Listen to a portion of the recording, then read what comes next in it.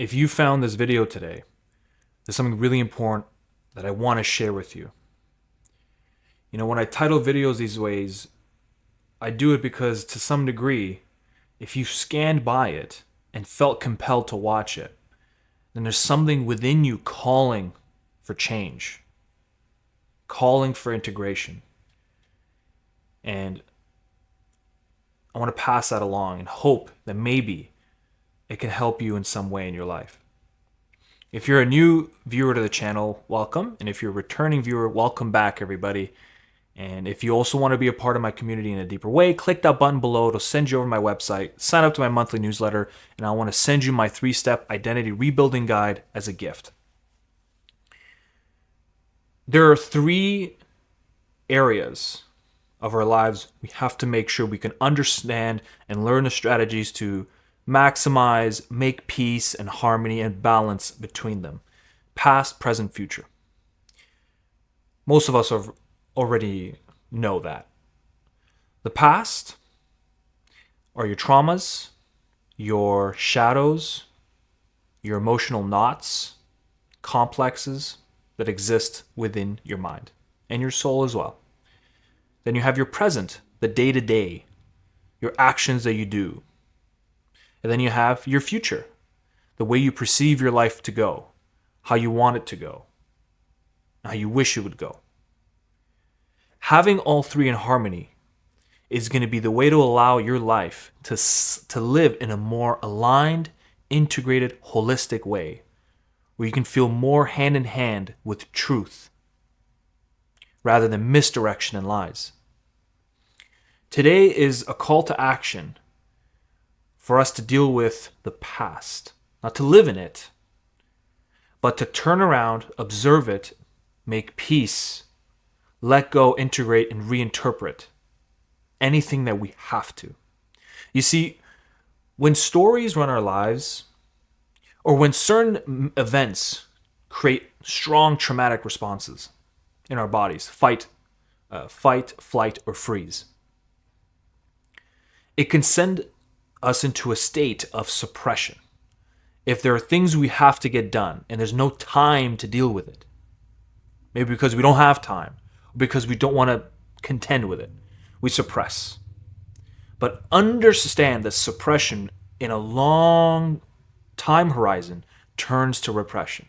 Repression now is essentially you are not knowing that you're pushing it down anymore. It's done so well for such a long period of time that it is past your conscious awareness.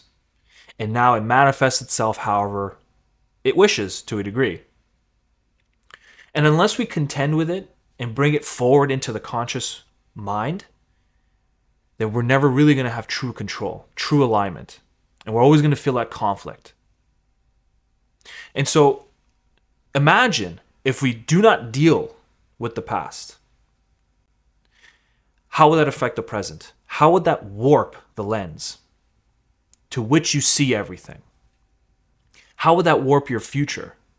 Perhaps you'll just be fearful of the future because of a particular past. Maybe it'll warp the present, making you not take particular action because of certain pains and complexes that run amok within us. And so the first important step is make sure we clean up our past. We have to make peace with aspects of our past. Now, of course, if the trauma itself is too high of a degree, I have a trauma map that I've actually laid out that I have in my newsletter that I talk about this stuff. It's a way to really know where you sit on the fight, flight, or freeze level hierarchy. That way we know how to actually approach and deal with it. So it's something I have in my newsletter. But if the trauma degree is on the extreme of my trauma map, where you have these intense reactions when you're sort of given trigger points that give you insight of, oh my God, that memory is happening right now. I feel like that's happening again. What's happening is your amygdala is misfiring, which is your smoke detector in a way. Think of it that way. And then you have your prefrontal cortex, which is your watchtower, the thing that can let you see and think rationally about what's actually going on. If the trauma is too high, too intense, there's no rational thinking, which oftentimes people, sometimes get frustrated with themselves as to why particular self-help strategies aren't working.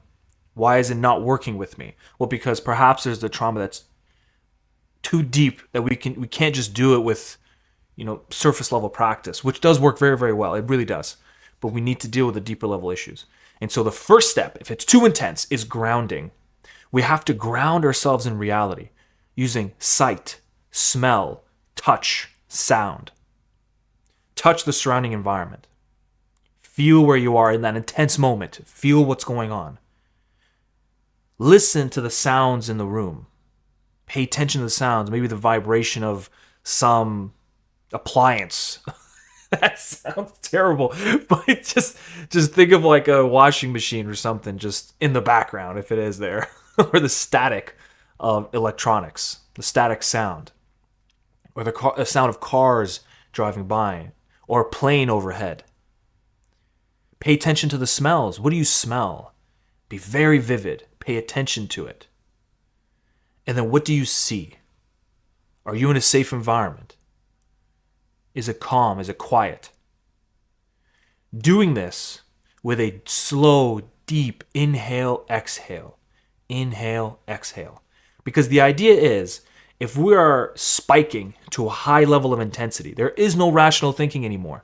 So we have to bring ourselves down to a place where the prefrontal cortex can actually come into play and help you.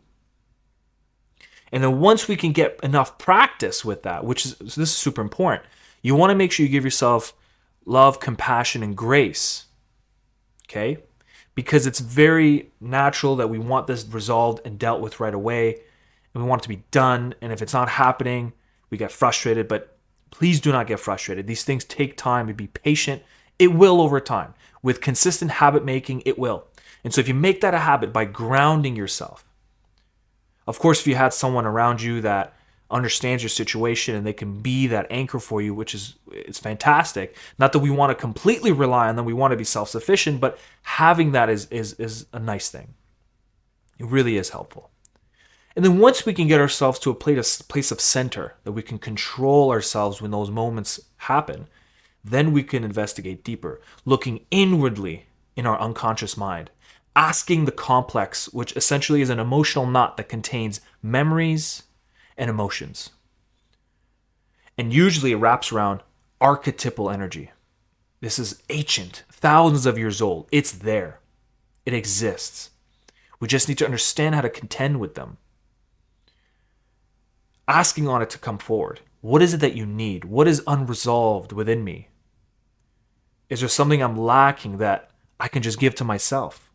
Or is there something that I can start doing today that's going to help heal, help us transition and move forward to a more authentic, clear-sighted living? Because once we can clean up and understand, and one thing to know as well, is that these complexes don't go away. We just learn how to harness them and integrate them, not reject them, suppress them, fragment them. By letting go of some old stories, I'm a loser, I'm always going to be a failure, I'm always last. By removing these stories, by integrating the trauma, integrating into, not resisting it anymore, surrendering to it, and then reinterpreting your life moving forward. Because there are moments within that trauma that I will guarantee has brought some kind of strength to your life. Maybe there's some coping mechanism that you had to do. Now, maybe imbalanced, maybe extreme. Maybe you had to be a huge people pleaser, which has negative downsides, but it's allowed you to have this really sharp sense of intuition about other people, how they're feeling, and you know exactly what to do to pick them right back up. So there are positives, there are strengths to it. So we just have to learn how to integrate those and make peace and let go of the other ones. And then reinterpret the life moving forward. Reimagine your story.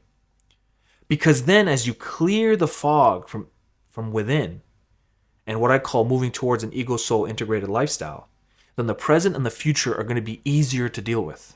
Because they're clear-sighted.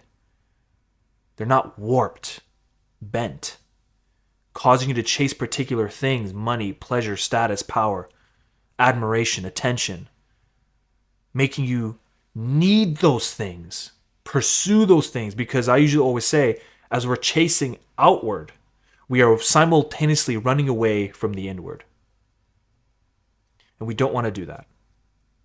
I've done that for a long time, and it was when I realized what I was doing and turned around and faced and confronted myself that everything started to change, and it's the exact same thing with the clients I work with. And so I hope there was something you can take from this today and implement into your life and start rebuilding purpose, rediscovering who you are, and then moving towards an ego soul integrated lifestyle. If you want to be a part of this community in a deeper way, click that button below. It'll send you over to my website, and go ahead and sign up to my monthly newsletter. And in return, I will send you my 3-step identity rebuilding guide as my thank you for being part of this. And I'm eternally grateful every day to see the returning viewers, those of you who want to be a part of this and who subscribe and comment and share your stories. It is truly something wonderful, and this is why I do what I do. And it's a deep purpose of mine to help you guys move towards that. So thank you very much, and I'll see you on the next video.